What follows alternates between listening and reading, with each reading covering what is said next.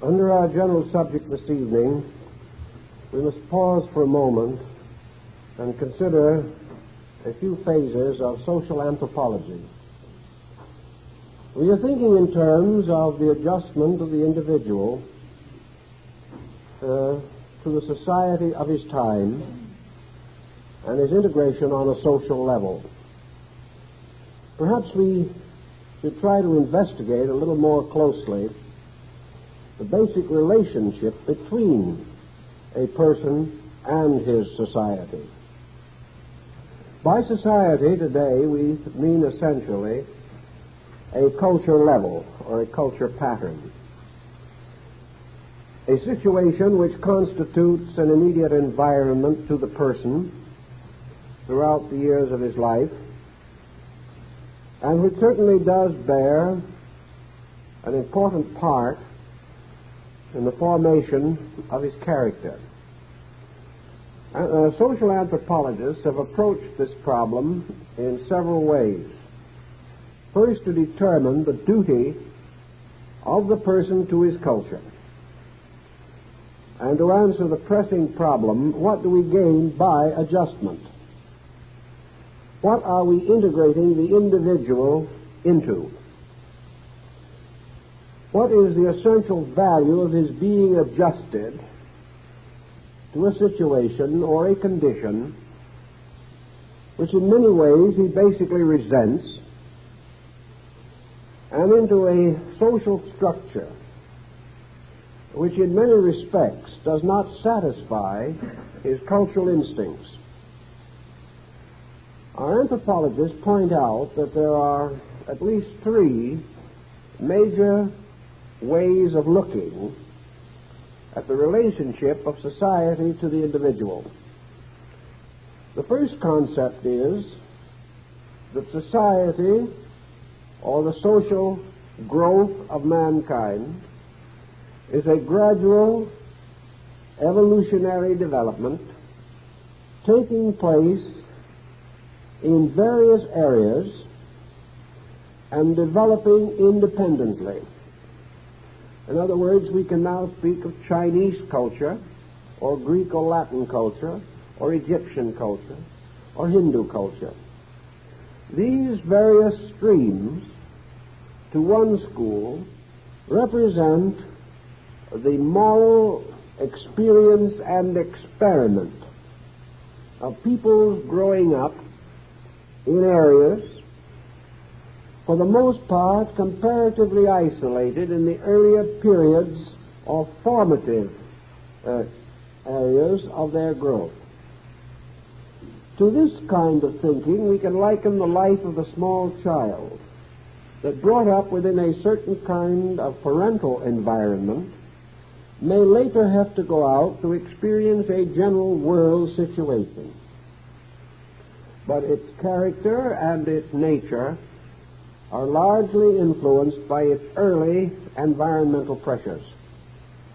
Cultures as we know them today are mostly at an advanced state, but in their developments and in their origins, they arose in isolated regions and were comparatively distinct before they began to merge or mingle with each other.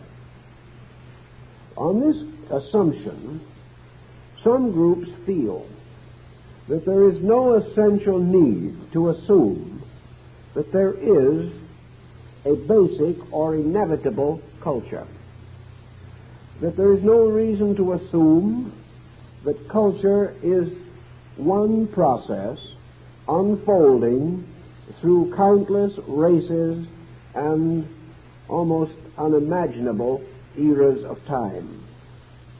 The second group follows what has been termed the diffusion theory. This is substantially the belief that culture is one essential growth, that by diffusion it means simply that culture in various periods, perhaps prehistoric, was distributed from some hypothetical center and that this cultural development is therefore the development or unfoldment of one theory, one concept, one essential program, modified by the areas in which it is at various times separated or even isolated. But actually, that culture is a term for the essential process of social growth, and that this process is essentially the same everywhere, that there is only one culture, but that this culture manifests in varying degrees according to the platforms of social achievement attained by different peoples.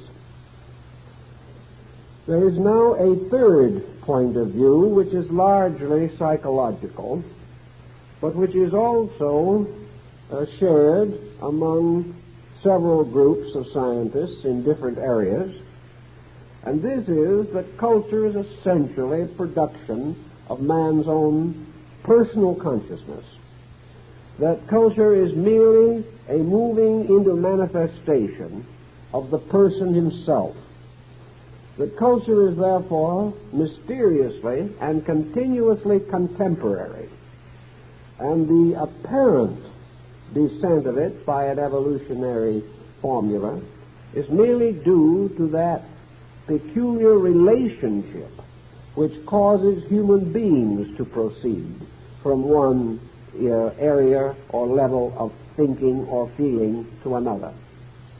Therefore, culture or society is actually the immediate complex of peoples at various stages in their own development, and that therefore there is very little difference between culture and fashion.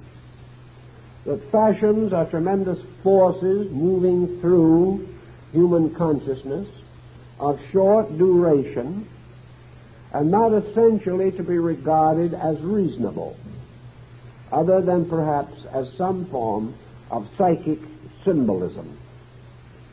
This group will go so far as to assume that the society we live in, create, or form is a psychic symbol of our own pressures, our own neurotic trends and tendencies, and the peculiar restrictions or limitations of our own understanding.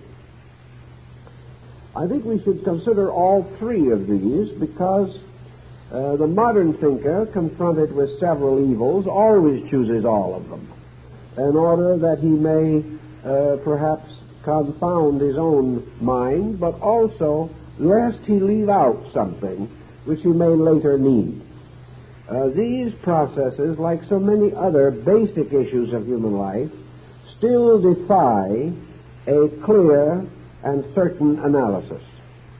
They are still largely in a theoretical stage or condition, because until we do solve man, we will never probably be able to find the ultimate answer to any question bearing upon man's life. But we do have certain relative information.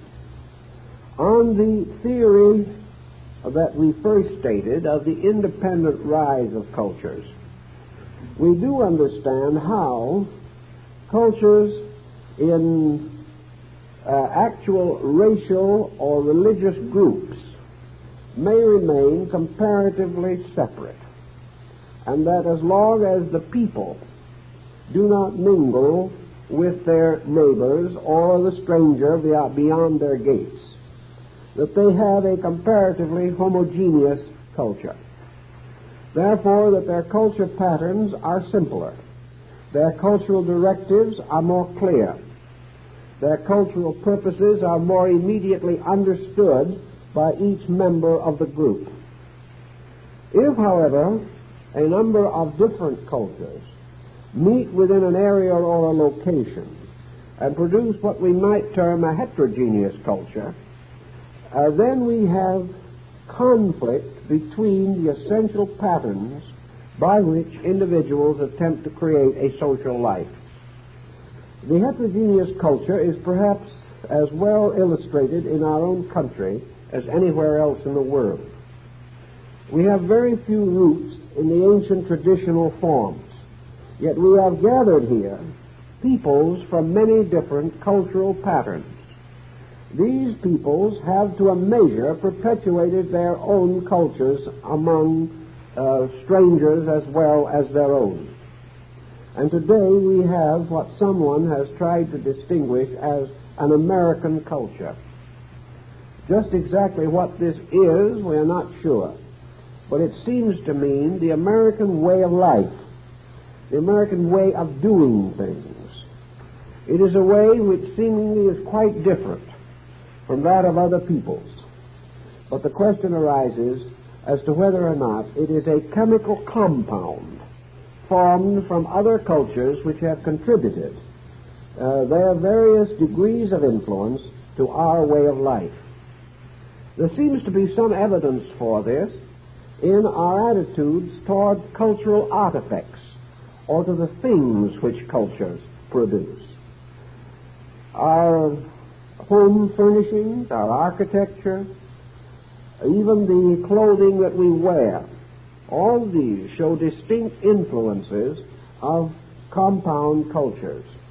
We are still tremendously influenced by French clothing designers. We have derived our architecture from nearly everywhere, and the various borrowings become strata, resulting in almost constant architectural change and the outmoding of things which not long ago were considered stylish, and the reverse process, the coming back into mode of things regarded as decadent but a short time ago. As we look about us, we see the tremendous amount of cultural borrowing. We find it also in language, where we discover the many different lingual groups that have contributed to the wealth of our vocabulary. We see it in a measure in our educational systems, which blend the findings of many different schools and periods of educational concept. Thus, there seems to be some ground for assuming that we have a polyglot culture, a culture that has arisen from the heterogeneity of our way of life, its comparative youthfulness, and yet at the same time the extraordinary development and precocity which it exhibits. As to the second theory, considering culture to be merely a diffusion from some X point no longer obvious, it seems that there are some defenses for this point of view also, but they are not as strong as those which we have mentioned for the first point of view. On the basis of the diffusion concept, we do recognize that many of our ways of life do represent a moving in of other cultures, as we have previously noted, but that also this diffusion concept should assume that somewhere there is a root of our own peculiar kind of culture, that we are moving according to a definite pattern and plan. The evolution of culture, for example, might support the idea of cultural diffusion. If culture is an inevitable pattern unfolding through time, moving from within itself rather than from external factors, then the evolution or diffusion of cultural process may be accepted. This is still, however, more theoretical than the evidences of borrowing which we have previously mentioned. The third position also comes into our daily life. To what degree is the individual himself immediately causing his own culture, here and now? I think we may say there are considerable instances which would support such an idea. The invention of the automobile, for example, certainly produced a major cultural change that could not be explained by the polyglot theory nor by the mere diffusion theory. Here the individual suddenly imposes a major variation upon his way of life. This variation, having certain causation within it, immediately begins to modify the basic elements which hold culture together and force these elements into new patterns. Motion picture, television, radio, all these have done the same thing. And now the development of nuclear physics forces an entirely new attitude upon the world. Therefore, there is something definite to be said in favor of the idea that culture is a continuous manifestation of the emergencies of human nature. On these different patterns, then, we must come to some basic idea as to our own relationship with this complicated situation. When we think psychologically of adjusting a person to the society to which he belongs, what are we actually saying? We are actually saying that we wish him to adjust to the prevailing attitudes in religion, politics, law, art, science, education, and all of the different modifying or contributing elements which have created his contemporary way of life. Now, adjustment in this sense does not investigate or even explore the problem of the integrity of that to which he adjusts. We are to adjust, for instance, to a political concept. We believe in this concept. In many instances, however, we doubt it. In many conditions and situations that arise, we regard it as inadequate. Many individuals resent it. Yet it constitutes a prevailing mode of things. The same is true of the world of arts. We are not in common agreement as to whether modern music is adequate. Yet we are assumed to adjust, or if we cannot adjust by an enthusiastic acceptance, at least by a grudging acquiescence to whatever the prevailing pattern may be. We are not sure that we approve entirely of the way that medicine is practiced, but this is the way it is practiced. Should we adjust to it? We are not at all convinced that our educational system is what it should be. Yet we are in it and part of it. And the average individual finds no way of personally resisting the pressures of the conditions around him. That which he cannot successfully resist, he must therefore contemplate as something perhaps to which he should adjust. So man adjusts to culture mostly today by a negative attitude, one in which he is not satisfied but finds no adequate solution to his own dissatisfaction. In recent years, however, the cultural pattern of our way of life has broken down dramatically and tragically. As we watch from day to day, this cultural pattern loses more and more of its basic integrities. We were once told that this was not true, or that the reason why we thought this way is because we were habit-ridden, and therefore were unable to adjust to progress. That what we called change was really progress in disguise, and that we could not penetrate the disguise because of inadequate attitudes or facilities, or because we were crystallized into some previous concept. Today we no longer believe this. We do not believe that all change is progress. We do not believe that it is inevitable that change must be for the better. Nor are we certain that adjustment to change is the solution to problems. The negative attitude that man must adjust to progress has also had some rather unfortunate byproducts. One of these byproducts has been the rapid loss of human creativity. The acceptance of something which is not satisfactory does not strengthen the individual's resources. It weakens him more and more and forces him to become ever increasingly dependent upon that which he does not approve. Thus, we have observed, in recent years especially, a continual loss of individual creativity. We are not able to produce solutions. In other words, we are not able to rescue society from its own dilemma. We are merely able to share in the dilemma, and this is not progress.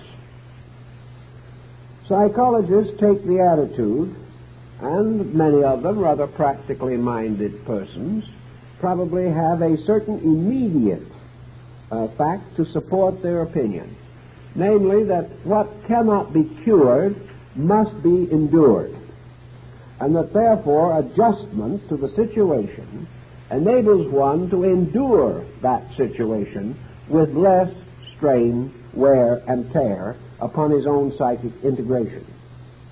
To a measure, this is certainly true. Most of the history of progress, real progress, has shown that the leaders of progress were persons of exceptional courage and exceptional individual insight, and that only by means of these powerful factors in their own temperaments were they able to endure the perils of leadership. This is not the type of thinking for the average person. He does not wish to be a martyr. He does not wish to be penalized for individuality. Therefore, he finds the simpler way to follow paths of conformity. So what we may term adjustment or integration today is in many instances only conformity. It is the individual accepting what he regards as the lesser of two evils and assuming that it is better to drift with the majority and enjoy the certainties and uncertainties of the majority than to strike out desperately into an individual course for which he is not even prepared. That this situation should develop is a reflection upon our educational theory, which is leading us in the general direction of conformity. As it is a conformist function in our society, it does not inspire us to produce individuals capable of standing against trends, motions, and prevailing attitudes. This then brings us to the very heart of our little problem tonight. We're going to integrate. Now, how are we going to do this in a manner that accomplishes something of permanent good for ourselves and perhaps a little good for other people? On the ground that most disturbed persons are certainly unadjusted, and that in many cases this type of unadjusted state is really a rather private thing, that it does not touch all aspects of our social existence, then perhaps we have to approach integration on two levels. One is the immediate problem of our personal environment, and the other is the larger problem of our relationship to the total program of human growth. Now, it is quite probable that in the solution to many of his problems, man does not require a vast insight into large sociological motions in space. He is more concerned with the immediate adjustment of his own life to the problems which surround him, so that he can live in a comparatively relaxed manner. Now, relaxation can arise from several different approaches to a problem. One way to become almost completely relaxed is to become intoxicated. This means that you gradually lose the capacity to worry about anything, and you are in the relaxed, happy, jovial state of a pleasantly minded imbecile. This situation simply means that you are happy because you do not think. One individual who was noted in the community in a small southern town for his comparatively perfect adjustment said that the reason why he had this was because he had certain deficiencies in temperament. He was rather ashamed of these deficiencies, but he couldn't help them. He said, for example, I know that there are many times when I should worry, but I just can't keep my mind on it. Now, this delightful state is the primordial infantile state of man. It goes back to his own immediate infancy, in which he had no responsibility and depended utterly upon the wisdom of those around him for survival. If he survived, and he probably did, to a measure at least, he was not the product of his own ingenuity, but simply depended upon the currents of life which drifted him gradually toward maturity. The second attitude on this problem of how we can differentiate the happy person is to take the individual who has developed within himself an attitude. This attitude may be wrong or right. It may be solutional or non-solutional. It may be significant or insignificant. But it is an attitude. And this attitude becomes a strong, leading, guiding factor. The individual is adjusted because he is moving in a manner which conforms with his attitude.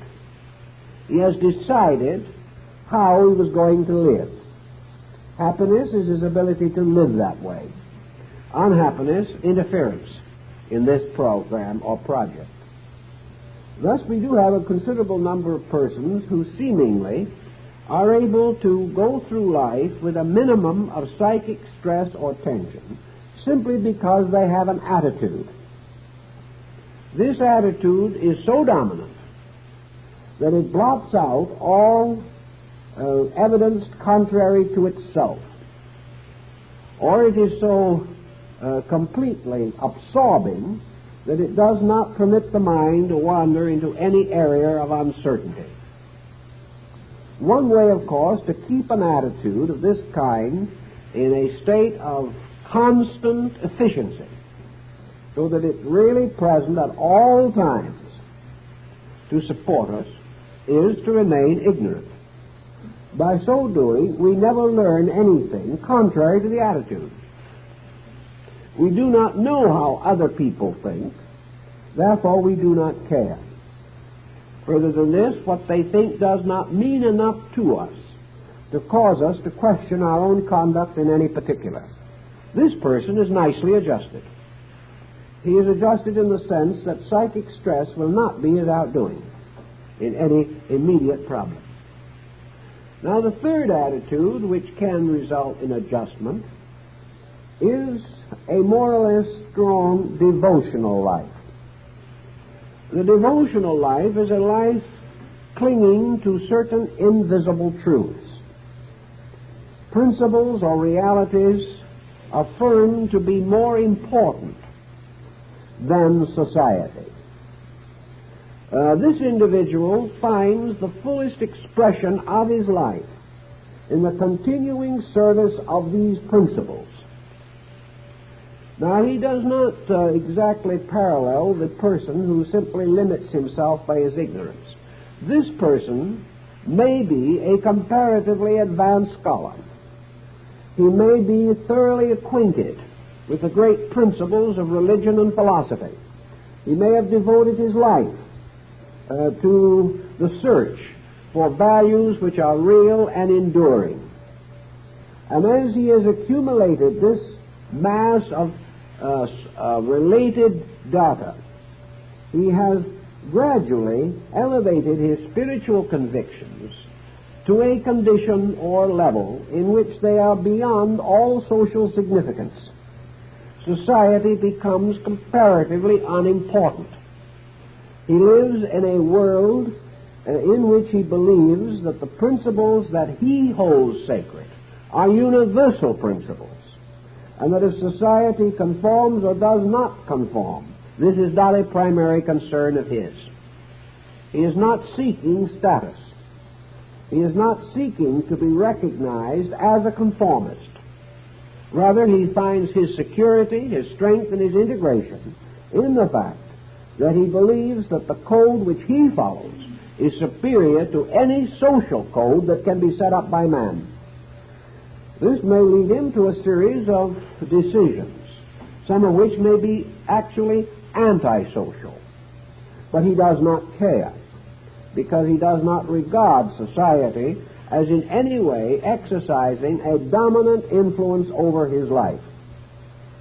There are many instances of persons of this kind who have departed from life as we know it, in the daily way of things, have retired as hermits into the wilderness, have joined monastic orders, have renounced possession, and having given up most of the ties which bind the individual to society as we recognize it, no longer regards society as a dominant. He no longer feels that he has to bow to it, adjust to it, accept it, or compromise for it. He has substituted for social adjustment his distinct and determined effort to adjust himself to the will of God or the mysteries of universal and natural law. He has chosen between the laws of man and the laws of God, and has chosen the laws of God. Such a person, however, is seldom a lawbreaker on the level of human laws, because nearly all codes of man-made laws are based upon a concept of divine right and justice. Consequently, he is not, as a person, likely to be an illegal member of society. He is simply, as he feels it, superior to and apart from the social integration surrounding him.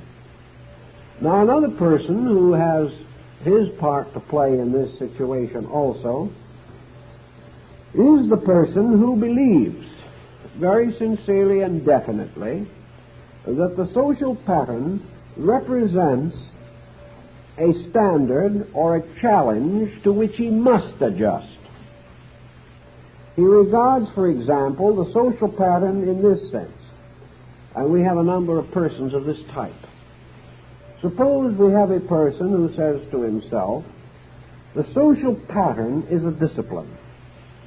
The social pattern is a way of life which can only be endured by a person who conquers many other elements and pressures in his own personality. Society hands many individuals heavy personal responsibilities. Therefore, to some, the acceptance of these responsibilities becomes the basis of ethics. The individual feels that his acceptance is the measure of his own maturity. That regardless of the weight of the problem, regardless of the personal sacrifice he must make, it is his duty to fulfill certain obligations and responsibilities rising either from his own decisions or from the decisions of his contemporaries. He believes that society depends upon teamwork, and that therefore he must play with his team, and that this constitutes the only acceptable way of life for him. Remember that this adjustment, like all the others, is due to his own acceptance of what constitutes essential value. If he is accepting value, and accepts it with a full heart and a full consciousness, he is not very likely to become neurotic. It is where the acceptance of value becomes not a fulfillment, but a burden. Not a symbol of personal achievement, but as a frustration of personal life. It is then that we have trouble. Now, we have other levels and other people attempting to adjust with society. We have the person who, by being essentially negative in terms of will, this does not necessarily mean that he is unintelligent. It does not mean that he is uneducated. It simply means that in this person's nature there is no instinct to rebel, and there are people of this kind. There is no willfulness or determination to resent situations that occur. The person simply is a creature of more or less total acceptances. Whatever comes, that's it. That's what must be done now.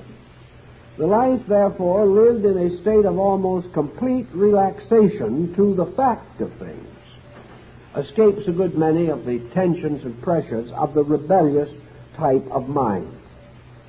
This person who does not resent or resist frequently has a comparatively long and often useful life, because he wastes no energy either misunderstanding or attempting to understand. Problems are not problems to be analyzed, they are situations to be immediately met. Consequently, this type of person doesn't even ask why the problem comes. He simply sees it and knows that he has it. And from that point on, the only answer seems to be to solve it. This type of person has a good many advantages and also represents a rather interesting psychological type. The main trouble with him is that in his acceptances there is frequently very little censorship. He does not differentiate between his real responsibilities and false responsibilities. He does not differentiate in his own action between that which is helpful to others and that which in one way or another is not helpful. This kind of person takes on someone else's work and does it, never realizing that he is weakening the other person by doing their work.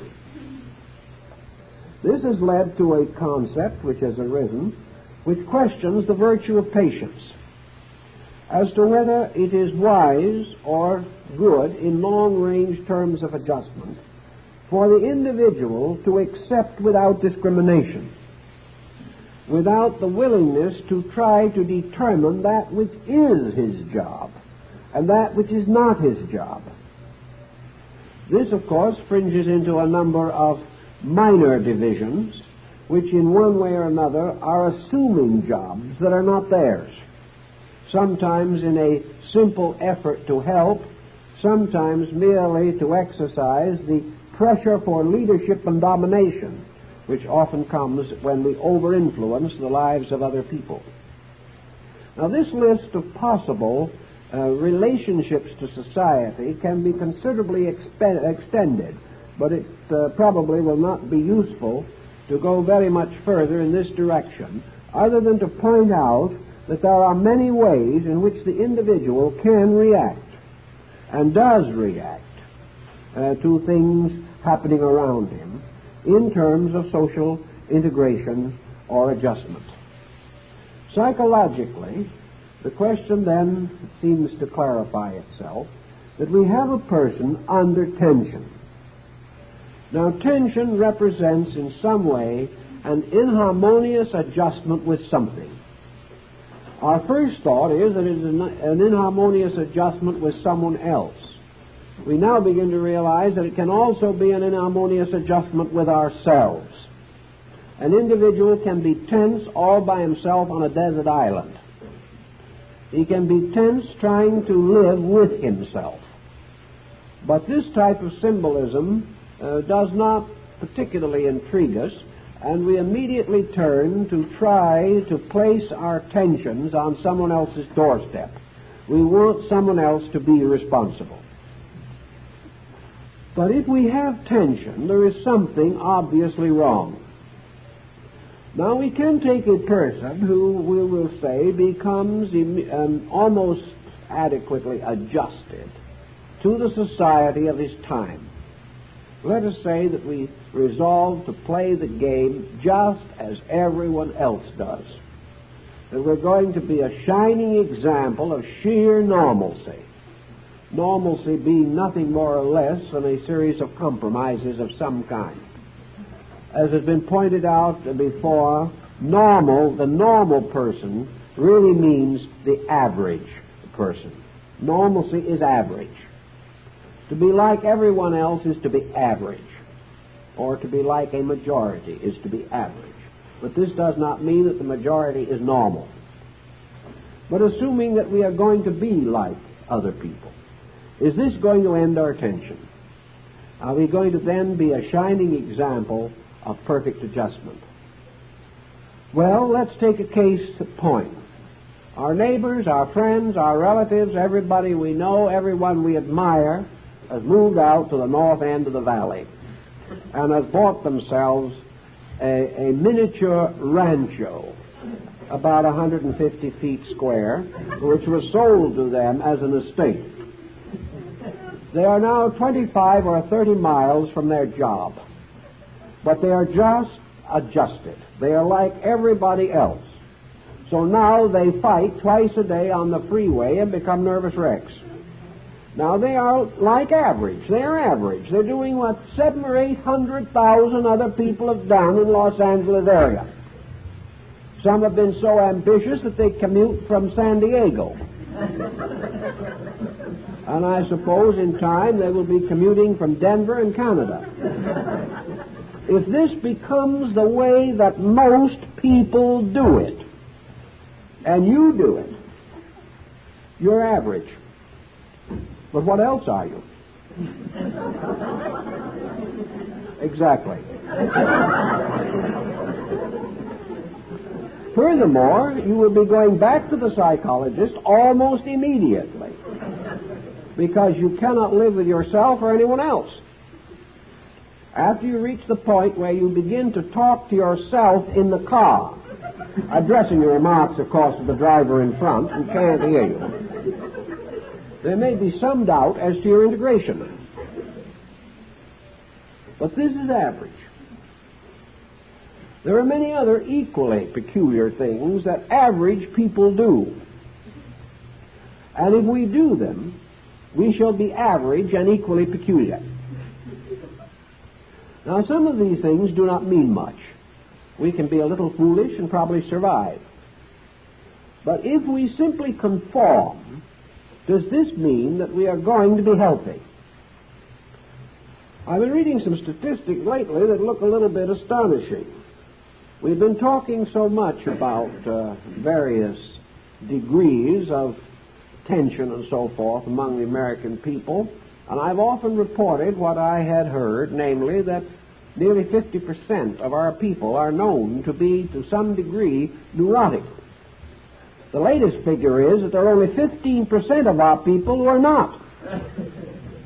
We're climbing rapidly.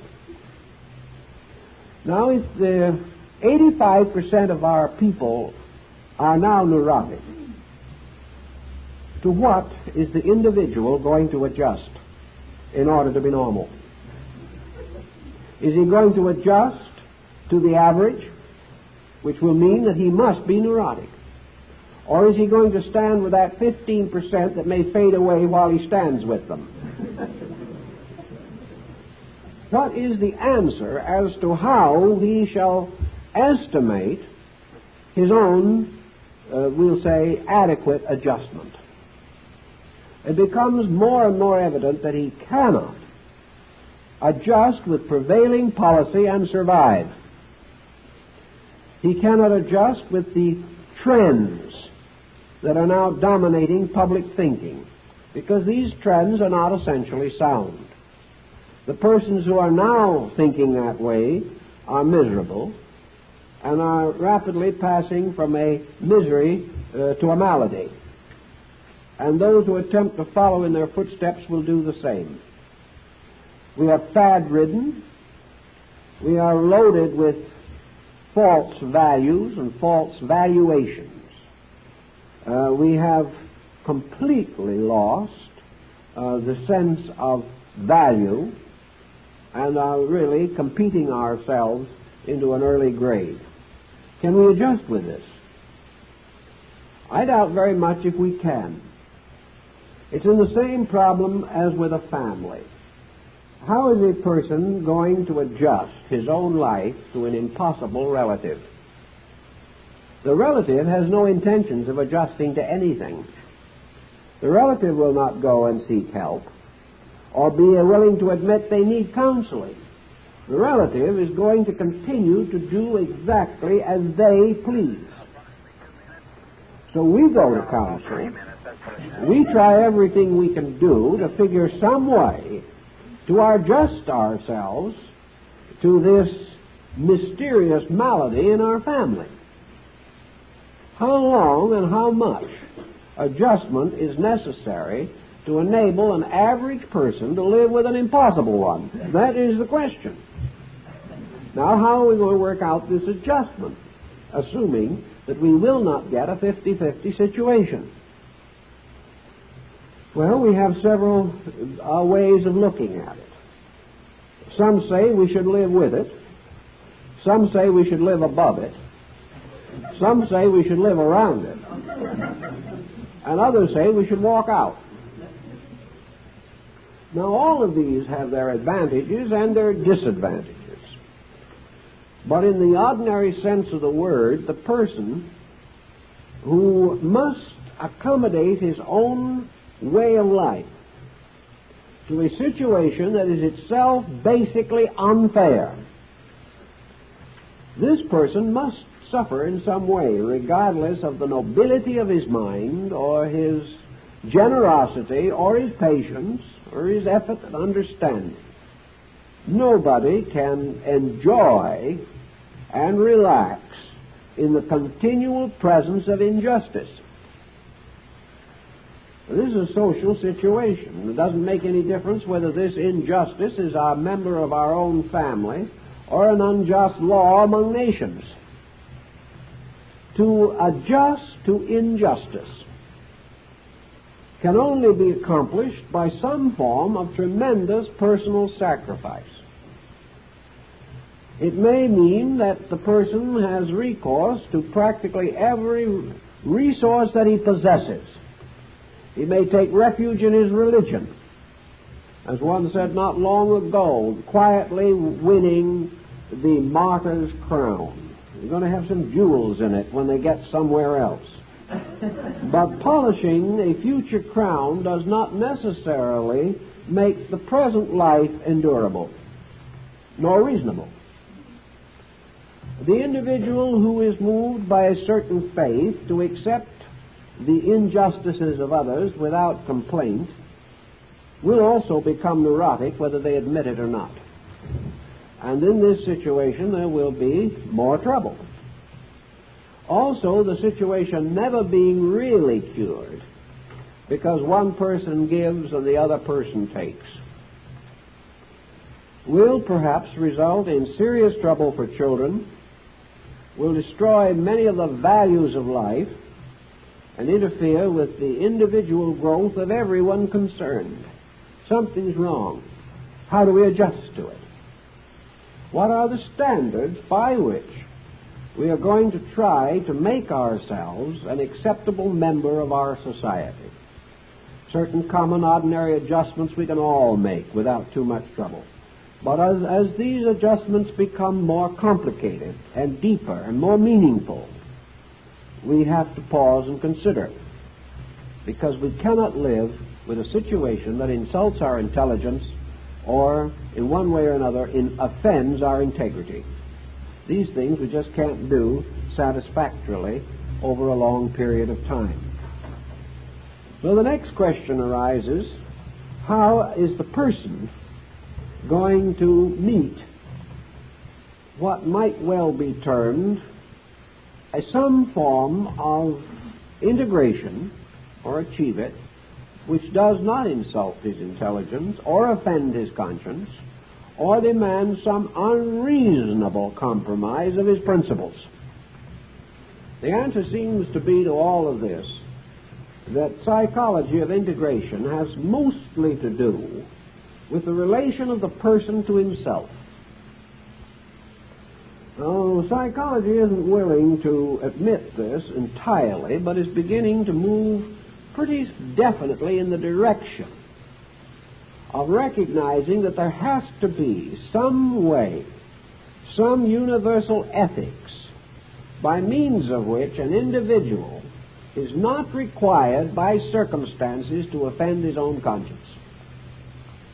Because this offense against conscience is certain cause of mental emotional sickness. If we are then to adjust to something, to what must we adjust? And the answer in this situation seems inevitable, namely that we have to adjust to the core of our own internal conviction. That the normal person is actually the individual who is leading an enlightened life from within himself.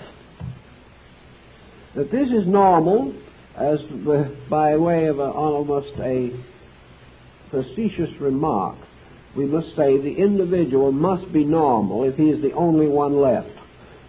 That in this case, normalcy is a relationship with himself and not a relationship with society.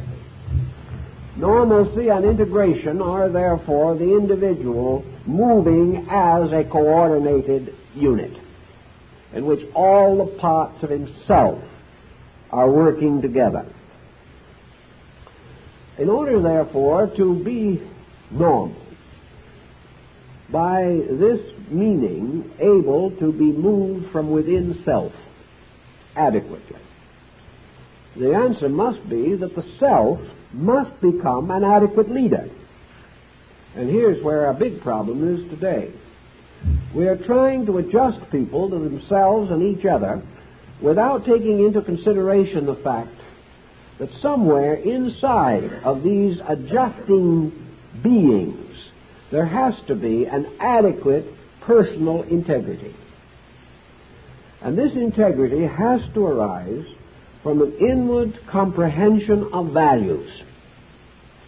If we are going to depend upon ourselves for our directives, then these directives must come. And a person who is profoundly ignorant of every essential value has not these directives. His dependence upon social adjustment is therefore in a measure related to his lack of individual power or ability to make decision and to sustain his own code according to his own conscience. Therefore, we must admit that the ignorant man or the man lacking internal directive must continue to be unadjusted. The only hope he can have is to be average and to suffer from the more common and familiar ailments rather than unique ones of his own devisement. If he is average, he will live as average people live, die from the problems that kill average people, weep when average people weep, and laugh when average people do so at the broad suggestions of their favorite comedians. This problem of averageness is the refuge of the person who does not have very much internal directive. Now, you can't have this internal directive unless you develop it. And the only forms of internal directive that we know at the present time that are adequate are the creative powers of religion, philosophy, and art. These are the most direct dynamics of value. These directives work upon the person from within himself, giving him career, giving him purpose for his own existence, giving him incentive, and at the same time providing him with the skills necessary to do the things that he believes to be most worth doing.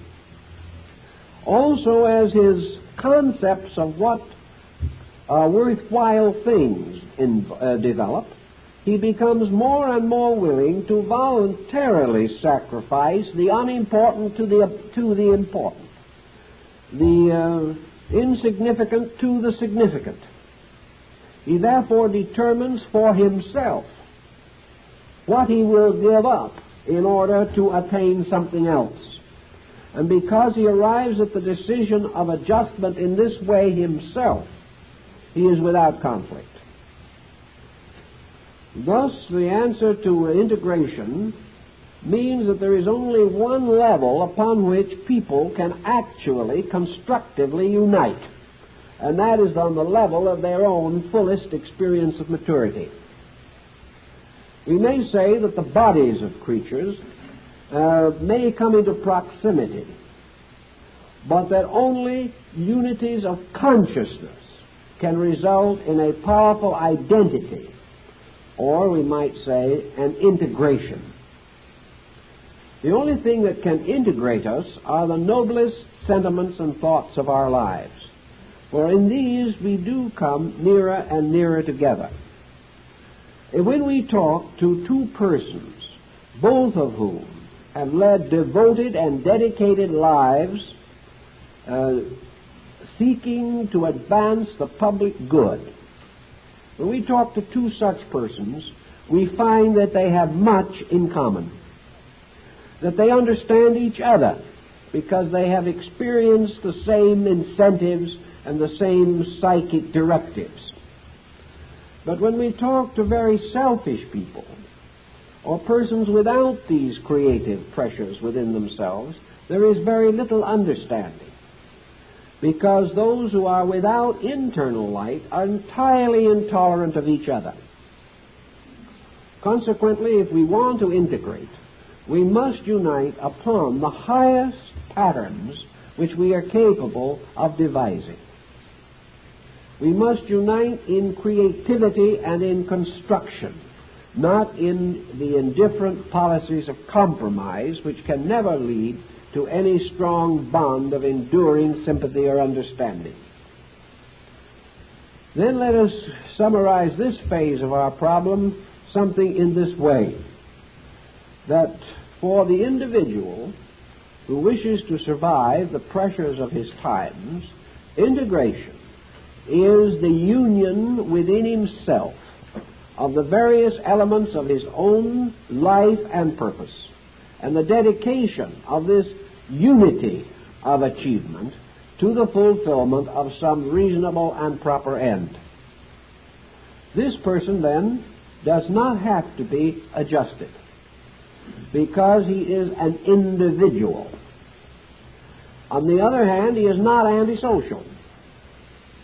And the antisocial person is simply one who is uncomfortable in society. The person whose directives are clear is comfortable in society, regardless of where he is, because he is a self-directing being. Let's try to clarify that point a little more. Integration is, to a measure, a matter of insight. Insight is the ability of people to understand not only themselves but each other. Understanding, or true insight, is one of the most powerful instruments to relax tension. Insight is our ability to estimate the facts of things and not to become over-opinionated or the victims of opinion. And see their own grown children growing again around them, and everything is very rosy and pleasant. But they have never expected the child to be more than it is. Of course, it is a little peculiar and unique and wonderful because it is their grandchild. But that is about the extent of it. Now, when we go out with people who are grown up physically, and they go babbling along like 5-year-old children, we say, oh, I can't waste my time with people like this. Therefore, we begin to get more and more miserable as the hours go by. Then one of these individuals comes up with a tremendous idea that they would like an evening of bridge, and the scholar departs in a state of profound misery, or sits in a corner and pouts. Now, this represents simply lack of insight. It is a very definite fact that reasonable people, intelligent people, do not expect to be continually in the presence of great and important occasions. Really thoughtful persons can quietly accept what they know other people to be, just as we know what children are going to be. But because we are short-sighted, we think that these people have to be grown up because they're 40 or 50 years old. This has nothing to do with it. Just as the same situation is that these people may be saying, I don't see why this other person has to be so magnificently aloof and superior, because he's only the same age that we are. The different points of view. But actually, the person with insight, knowing the kind of world he lives in, doesn't expect another kind of world. If he insists on having another kind of world, he can perhaps take advantage of interplanetary travel a little later. But he's here. He knows in his heart the kind of world he lives in, but he resents it every time he meets it. This is not good. If we do not expect too much, we may be pleasantly surprised occasionally. But if we expect the unreasonable, we will be perpetually disappointed.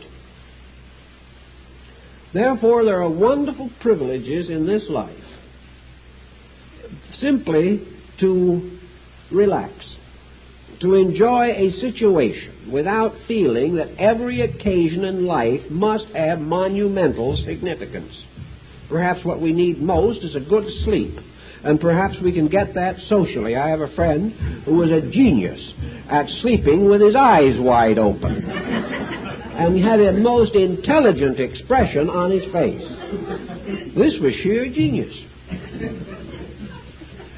Very often, we go out to share some minor or light social experience, and we are under such tension when we leave to join this experience that we require either alcohol or something else to let us down, or else we expect the evening to be the same tempo of continual pressure. And if it isn't, we fall apart. There is a real genius in being able to simply relax where the situation permits. There's also great skill in realizing that we can all learn much more by keeping our mouths shut than any other way. Sometimes it's very difficult to spend a quiet evening while some bore is telling what he thinks. But if we open our mouths, someone else will say there are two bores telling what they think. If we are quiet and use our analytical faculties, we may learn a great deal from the most stupid remarks. We may also enrich and enlarge our understanding of people and of human nature. And there's this blessed and wonderful situation that when someone else is talking, we do not have to. And usually we're a great success if we don't. I know people come in the office once in a while to discuss their problem. They talk for an hour.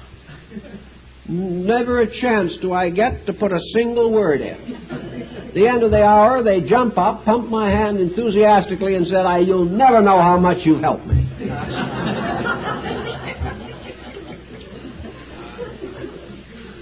So sometimes we also serve by keeping quiet. We also can gain a great deal of poise and relaxation, and if it becomes too difficult, we can retire into a quiet meditation until the fracas is over. There is no need to become involved in these things. There is no need to live in a state of tension due to being insulted by somebody else's lack of intelligence. There is no need for any of these pressures. They are simply pressures, usually of a person who is so anxious to correct somebody else's mistakes that he has no chance to find his own faults and do anything about them. So relax. This means that insight will help us continually to relax. This does not mean that we accept what is not true, but we realize that there is no value in being like Don Quixote and simply lancing windmills. The problem is to discover who we can help, when and how, and for the rest of the time keep a vigilant watch upon the things that happen, in order that we may learn as much as we can from them and be distracted as little as possible by them. So that if we quiet out these problems, smooth them down, we will find that a great deal of our lack of relaxation is simply due to the fact that we fight back at things. when a victory means nothing in the first place, because nothing is going to be won when we try to reason with an unreasonable person or support a cause which the other person is not even interested in considering. This quiets things down. Therefore, we can say that integration, to a measure, is a continual state of relaxed poise. It isn't an artificial thing. It isn't something that we simply put on. It's the fact that we can live comfortably in the presence of things we don't always agree with, or in situations which perhaps we would not want to have as a permanent fixture. But just as we adjust without question to weather and climate, knowing that we can do nothing about these things, so the temperaments of people in a social structure are like weather and climate. We either accept them or we don't accept them. And if we fight against them, we simply create more and more tension. It is perfectly possible, therefore, to use the things that happen to encourage our own integration, so that we can finally come to a comparatively happy situation. The critic works a lot of tension on himself because he is criticizing his own society. He is criticizing the environment in which he exists. The skeptic loses all the strength that comes from the growth of certainties within himself. The cynic loses all of the goodness or the warmth of life by trying to see something wrong in everything. Instead of assuming that everything is wrong, the simplest thing to assume is the correct thing, that each thing is what it is. That underneath the surface of life, there are these patterns that forbid any person from acting inconsistent with the dominating pressure of his own temperament. Therefore, if he has a certain kind of temperament, we either like it or we do not like it. If we like it, we renew or continue an association of friendship. If we do not like it, there is nothing to hold those people together. And where this situation arises, there is no way of forcing an agreement where it is not voluntary.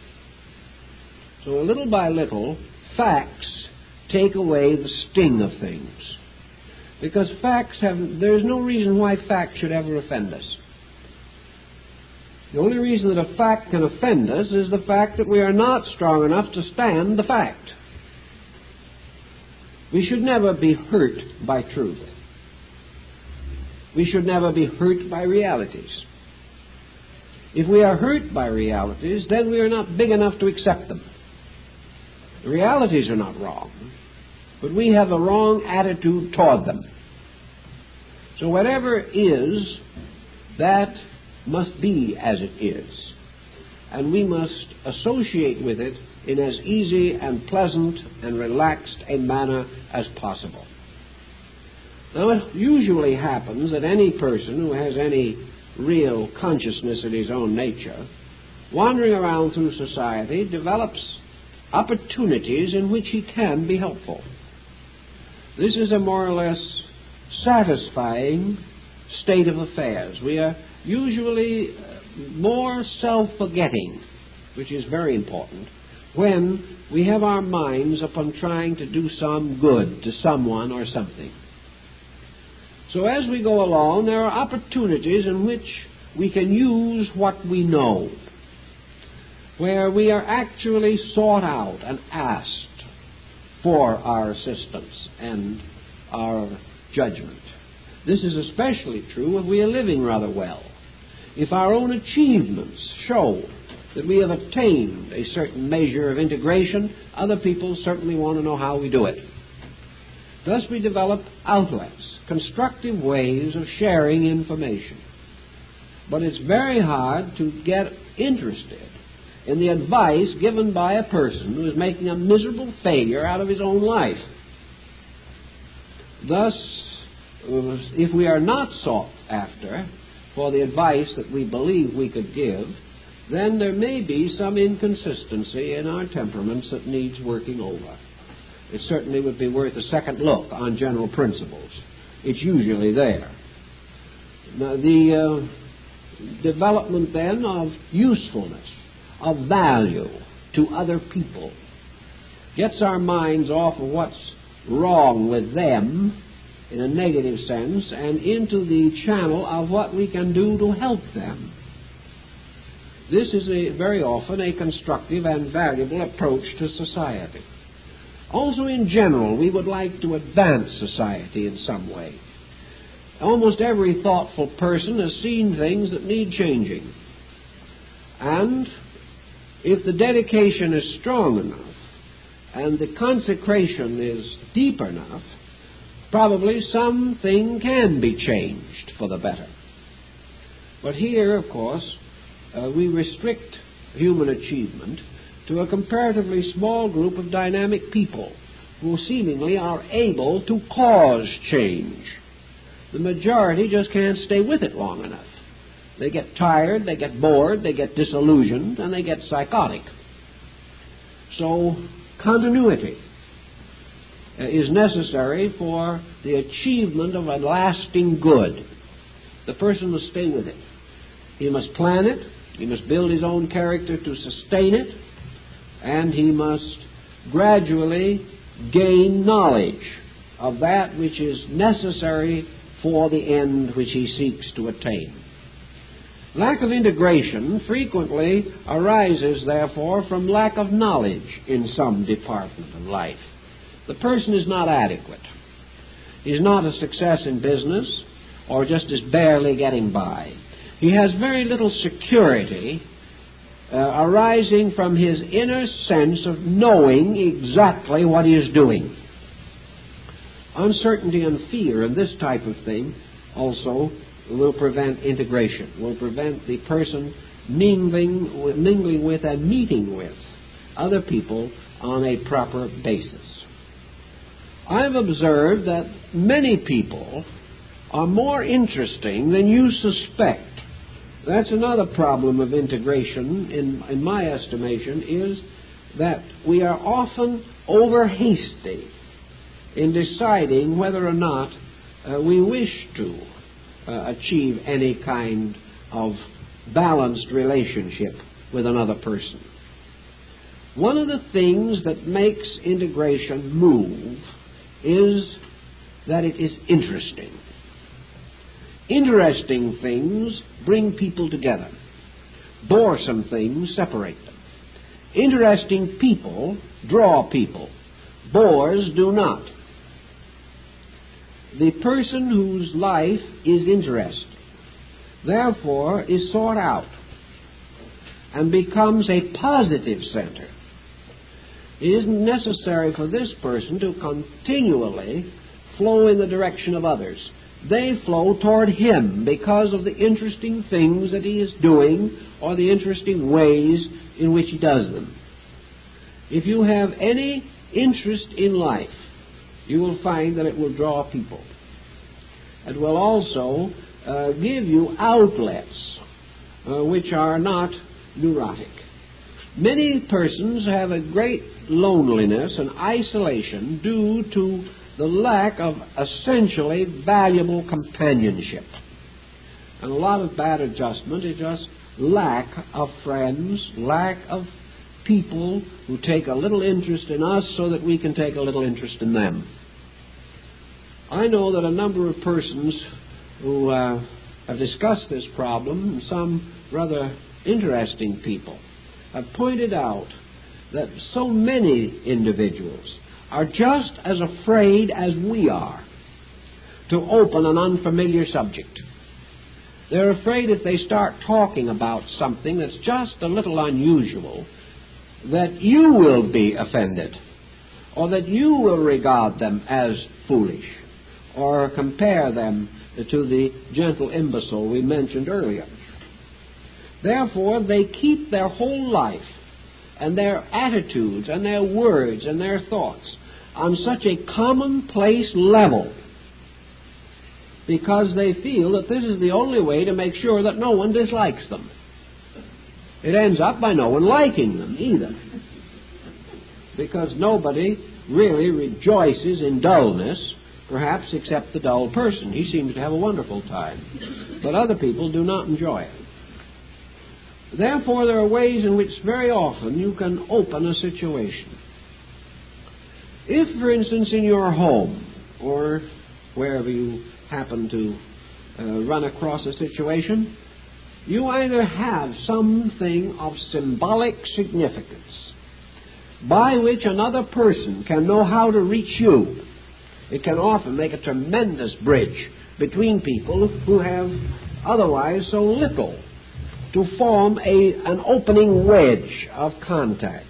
No one wants to make a mistake in these things. You may have been studying reincarnation all your life, but you go to some stranger's home who apparently has no interest in the subject, and you hesitate, quite properly, from beginning a long and earnest discourse on the subject. You say to yourself, I wonder if he's a Seventh-day Adventist. I wonder if he's a Mormon or an atheist. What is he? Is he going to think I'm crazy? And on the danger of that particular situation, we are very reticent. But if this person is somewhere around where you can see it, some object, something which indicates that their mind might be of the same interest as your own, this is a hook you can take hold of. I know of several cases where this has actually worked. In a home of a person who's not at all generally regarded as interested in any deep subject, just a rather status-seeking individual as far as everyone else knew, one, you know, trying to adjust to everybody's point of view, which is a very hard job and rather rewardless. I happen to notice a very beautiful Siamese painting, small, but evidently chosen with great care, great thoughtfulness. It was a nice thing. And in a very few moments, we had a subject in common, Siamese art. And it wasn't long before I began to find out what the man really thought. And it was entirely different from the thing that his bridge-playing associates ever heard of. But it was there. But if he hadn't left a little symbol somewhere, you might have known him for 10 years and never have thought of trying to talk to him about Siamese art. And he would never have brought it up, because he wouldn't assume you were interested. So these doors and barriers are often just plain blanks. There are very dull people in this world, but not as many of them as many people think. The dull person is a retiring, reticent person who perhaps has been offended or hurt, who just decides to keep quiet, study quietly when there's no one else around, and as one person I know did, lock all the books in the bottom of a trunk every night. He just didn't want to be caught with them, for fear they'd be hurt some more. Not the books, the individual. But when this person found out that someone else was interested, it opened up immediately. And in this definite desire to be normal, many people lock out and lock up their own interests. They're just afraid to be regarded as eccentric. Now, you might not think this is much more than brutal cowardice, but it really is a little more serious and tragic even than that. These people, particularly if they are breadwinners, if they're working in some conservative industry, if they're working for some hard-headed employer, one breath of nonconformity and their futures would be seriously hazarded. So they're afraid. They are afraid that they will lose their survival means. And to protect this, they have tried to become normal by utter and complete conformity. There are millions of people with this situation locked up in them in this country. They're just afraid, just as afraid as they would be to go to work in a sports shirt. Everything demands conformity. And this type of thing is very hard on a person who perhaps is a little lonely and is a little serious and never has a chance to express it.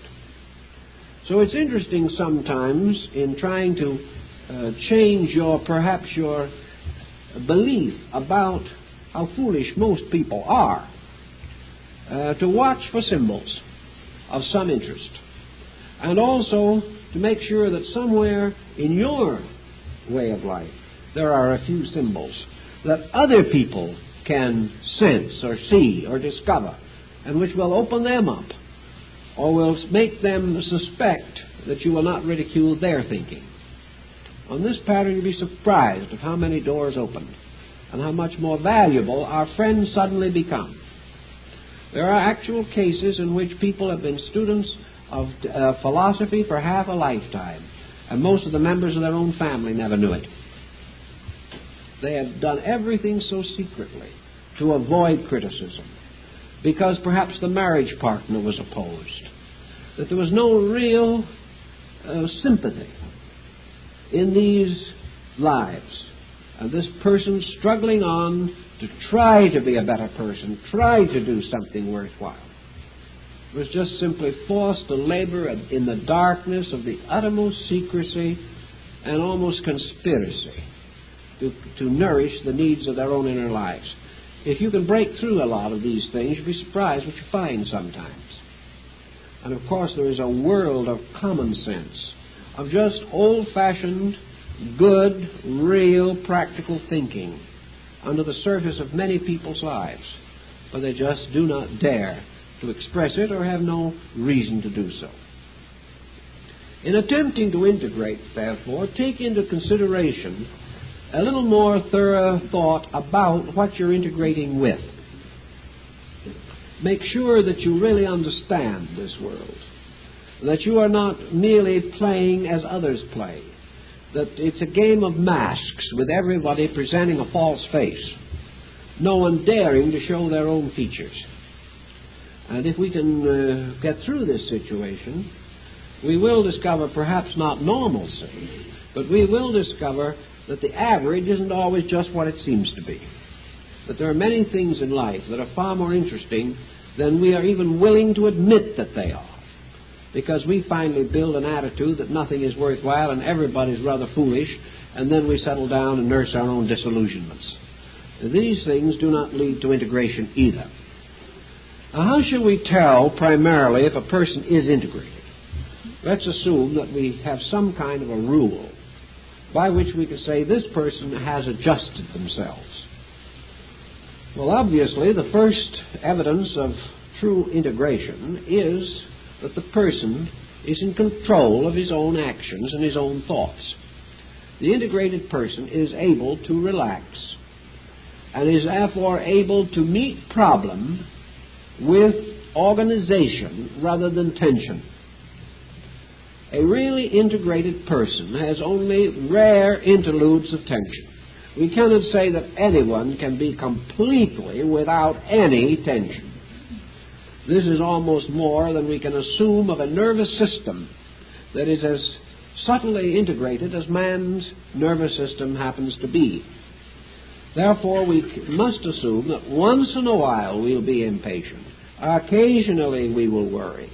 And maybe once or twice in a long while we will allow a critical or negative word that we don't really want to say to slip out. These things will happen. But the integrated person is one in which these lapses away from organization are rare. And the one who is not integrated is the one in which any kind of a proper attitude is rare.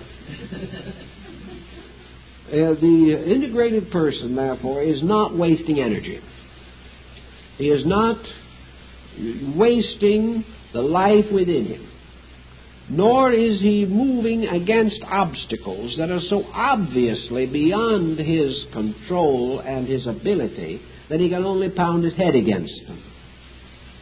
It is important for people to know what they can do, make sure that they're doing it, and also perhaps to realize that there are certain things that is not likely they will be able to do for a long time to come.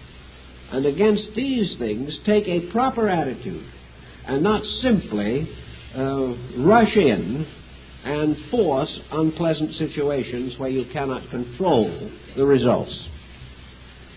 So integration simply means a measure of ourselves, an integrating of our resources, the ability to meet problems with poise, and the ability to use the best and all of our faculties at any time that the need arises, without prejudice and opinion and deceit of ourselves.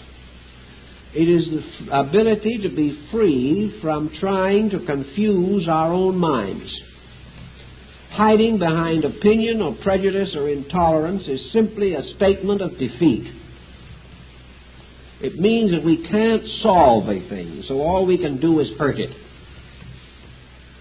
Thus, integration is kindly, is just, and represents a recognition of value. We come back now to the person we mentioned earlier, who has certain religious light or leading, by means of which he is able to face problems. The person who has understood his own psyche adequately has this kind of leadership in himself. For one thing, he knows that on many occasions he can't trust himself. This is a far more vital discovery than to discover that we cannot trust someone else. We cannot always depend upon our own attitudes. We cannot think that a thought is important just because we think it, any more than we can say a child is truly bright just because it is our child. We might hope it is. We can develop a glamour that will justify our thinking so. But this doesn't make it true to anyone but ourselves. So if we do not overestimate the importance of our own attitudes, where these attitudes are obviously untrained, we also escape pressures. I've known several instances in which serious psychological difficulties came simply to a person who was bluffing. Now, we all bluff a little.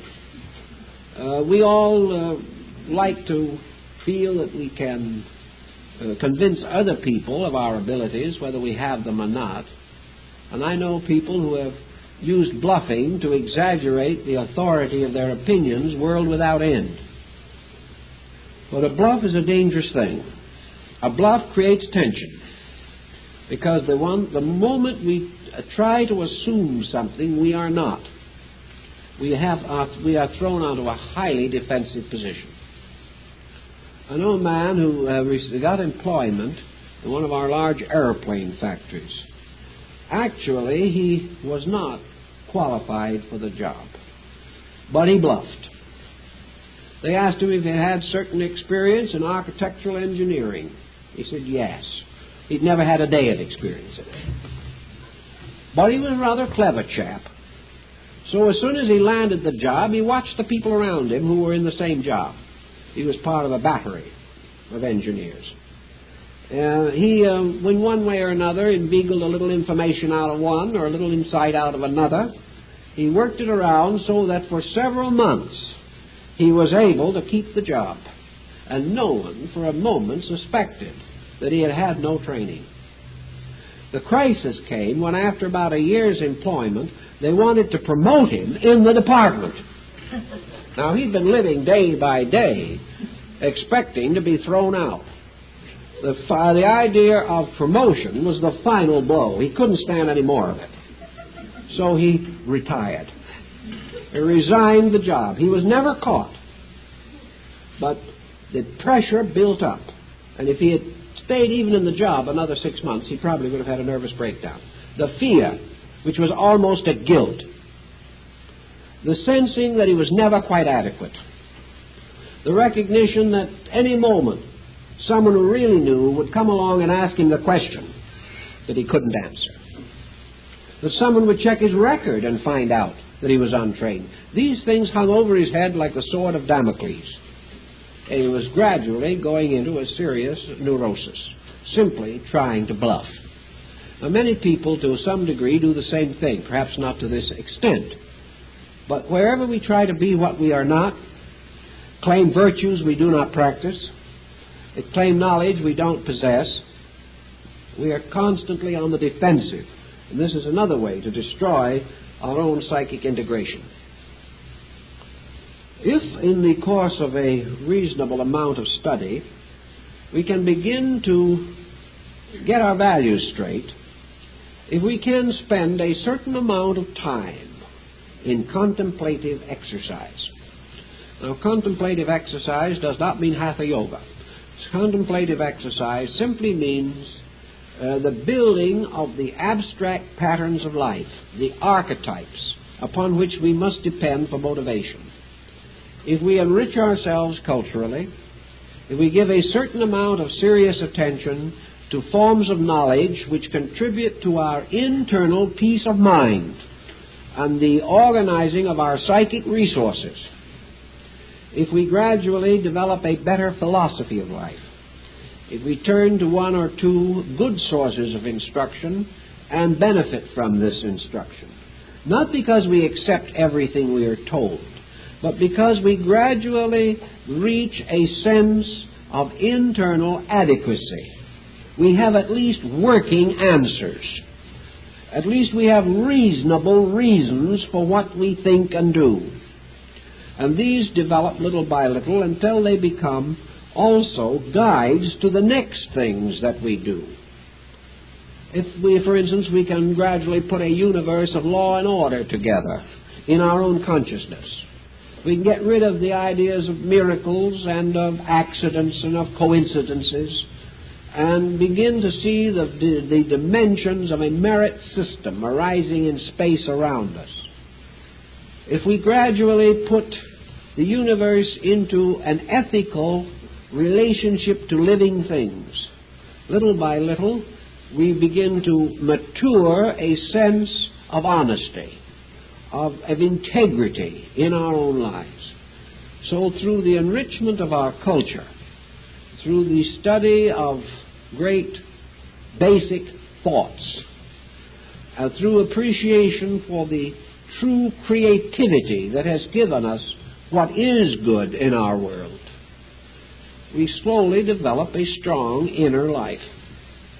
An inner life that we don't have to constantly fall back upon in the sense of running away and hiding in it, but an inner life that is placid, that has a fairly adequate answer in itself for the common questions of the day. We don't have to wonder all the time. Some of this wondering we can put in order immediately. We do not have to be catered to. We don't demand it any longer. We don't have to be agreed with. It doesn't mean anything. Little by little, our philosophy of life makes foolish things seem just as foolish as they are, and makes wise things reveal their own wisdom clearly and obviously and honestly. So we get away from pretenses. We don't admire it. We no longer need it. And when we do not need falsehood, we won't be problemed or plagued with its consequences. So integration, it seems to me, even integration socially, means a person who gradually reaches a state of poise. A poised person is one who is sufficient to his needs, who moves through society in a gentle, strong manner, self-contained in the sense that he has no dependency upon the whims of others, but not aloof in the sense of being uninterested in others, not sophisticated in any sense of the word, but bestowing a certain sense of ease because situations do not fluster or upset him. He is sufficient for them. He can win or lose an argument or a discussion with the perfect happiness of spirit. He doesn't have to win. He is not fighting to win. He is simply fighting to be himself, to be a true person, regardless of whether he wins or not. So we have poised people. And we get to this situation. It's interesting that society reacts. One of the most interesting phases of integration is what it does in preventing others from imposing upon us. The person who is integrated is given a strange but subtle kind of respect. There is a certain recognition. When a person comes into an association or an assembly of people who is obviously always going to be equal to the emergency, whose graciousness, whose poise, whose natural but not assumed dignities are such that he wins respect, he will not be treated cheaply. He will not be imposed upon, and he will not be the victim of the conspiracies of others. Thus, the integrated person has a certain wall around himself, a wall through which every good and kindly thing can pass through 1,000 doorways, but a wall which will not encourage other persons to impose upon him. We impose upon people we think we can deceive. If we sense that we cannot deceive this person, we will not try. Or if we do try, we will go very short distance before we are discouraged. If we know that this person is not going to be angry, we don't try to anger him. If we know that he won't argue, we don't argue with him. If we know that he is not going to be intolerant or support any prejudice that is unreasonable, we're not going to plague him with them. Because when we try to sell a falsehood to someone else, we need a buyer. And if the other person is not a buyer, and we know it, we will not bother with the sales talk. So when we sense intelligence, we do not impose upon it for the most part. The person is certainly protected against a large part of imposition. If we know a person is going to say yes or no and mean it, we will only ask such questions as we hope will receive a favorable answer. We are not going to impose because we know we cannot. Yet at the same time, this person may be entirely gracious and willing to render all reasonable assistance at any time. Thus, the person who is integrated does radiate an atmosphere. The person who has adjusted adequately to life is recognized as such. People who have no idea what adjustment is will realize that this person has it, whatever it is. Individuals in every walk of life will therefore refrain from involving such a person in a situation that is unfortunate or embarrassing because they know it is useless. No one will try to sell him phony oil stock because they know he won't buy. They know he isn't foolish. Therefore, they won't try to over-influence him. They won't expect him to conform with foolishness because they know he isn't foolish. They don't expect him to wear outlandish clothes. They don't expect him to be a status seeker because they already know that he's a real person. And this in its own turn brings a relationship with other people that is far more comforting than the brittle efforts that we so often make. So integration within ourselves certainly does create better relations with everyone around us. The only problem that most people suffer from is that they learn to integrate too late. They do not achieve it until too many problems have gone beyond ordinary correction. If we have been an easy mark for 50 years, it's difficult to change in our gray hairs. If we have followed or if we have supported imposition for half a lifetime, and then suddenly we refuse to any longer, there is a major crisis in our affairs. Actually, from our schooling years on, we should be taught the clear, direct acceptance of real responsibility and the unwillingness to accept imposition at any time for any reason. If we could start out earlier in life with these realizations, we would have many clear and relaxed hours that are now spent walking the floor, trying to extricate ourselves from a series of previous compromises we should never have gotten into. So integration cannot start too soon.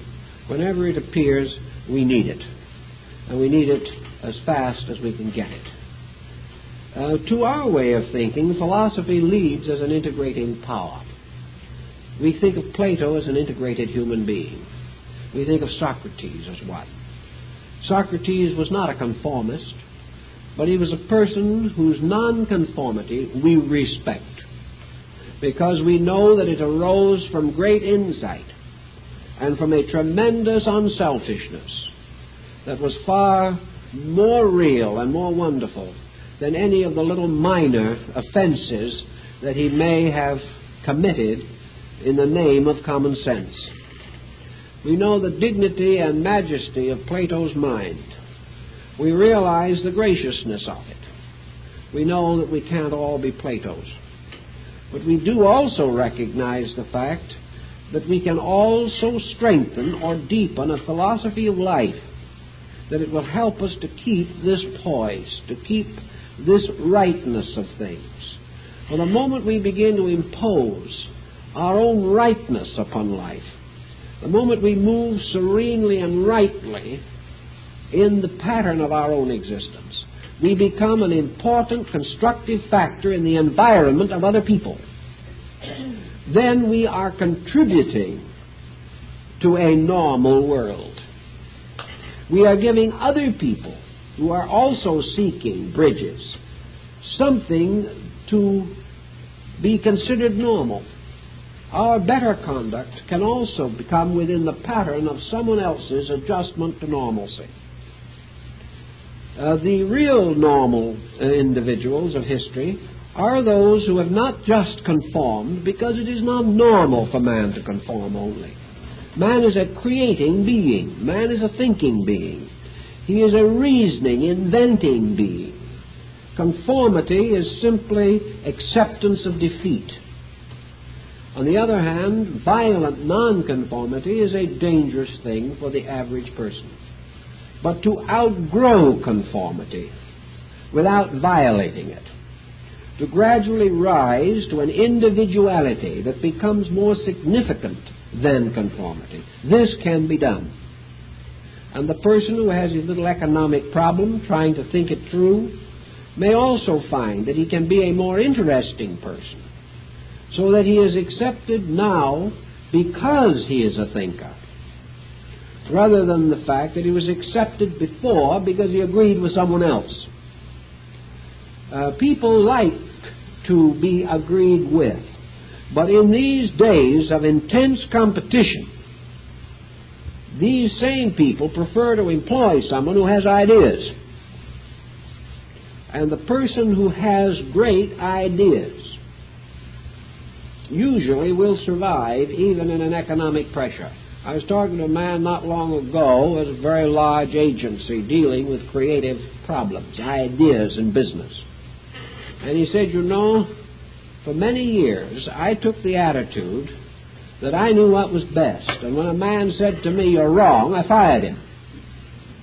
In the last few years I've made a discovery.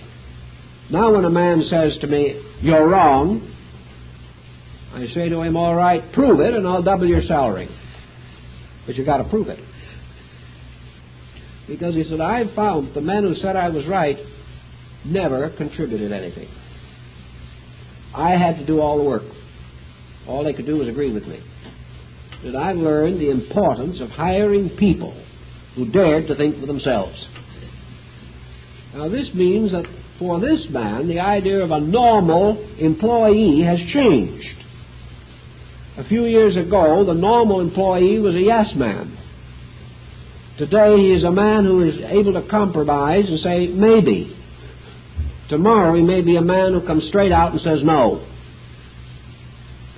These problems are changing with the pressure of our time. But unfortunately, we're not producing many people to meet the changes. We are still educating millions of yes men. We are only able to produce occasional individuals who have the internal capacity for personal decision. Thus, normalcy would seem to me to imply not the average, but that which is naturally to be expected of man. Man has been given a brain. It should be normal for him to use it. He has been given creativity. It would be normal for him to exhibit it. He has been endowed by nature with common sense. It would be normal for him to show it. And it is also true that he has been given an individuality. And while in the higher measures of philosophy this may be a subject of some dispute, on the practical level of living, the individual is interesting, important, and really ingratiating because he is an individual. And the person who can't stand another individual is badly adjusted. If he can stand another individual, he is already on his way to respecting the power of each person in this world to make a unique contribution to life. So I would say that the normal person is the person who makes creative contribution.